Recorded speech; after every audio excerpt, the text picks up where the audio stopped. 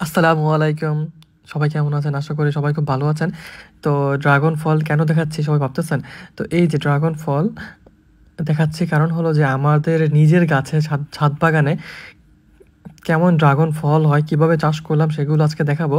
চলুন দেখে আসি ড্রাগন ফল। এই যে দেখুন কিভাবে ধরেছে ড্রাগন ফল। কত সুন্দর না? একেবারে টকটকে লাল রিয়েল ড্রাগন ফলটা এটাই হলো ড্রাগন ফল। কিন্তু কিভাবে হয় দেখেন। কিন্তু আকারে বাসাবাড়িতে ড্রাগন ফল চাষ করতে একটু ছোট আকারে হলেও কিন্তু মাশাআল্লাহ অনেকগুলো ধরে থাকে যদি ভালো ফলন, ভালো পরিচর্যার মাধ্যমে ভালোই ফলন হয়।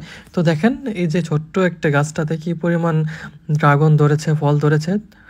আলহামদুলিল্লাহ। আমরা ২ বছর ধরে ড্রাগন ফল চাষ করতেছি। মানে আমার শখের বশে চাষ করা হয়তো। তো এখন ভালোই ফলন হচ্ছে।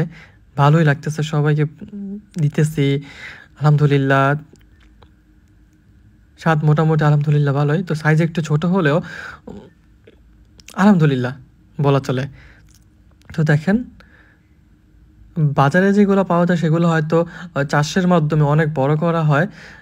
অনেক হাইব্রিড তারপরে কি বলে প্রোটিন-টোটিন আ তারপরে নানান বীজ-টিজ সার-টার দিয়ে এগুলো দিয়ে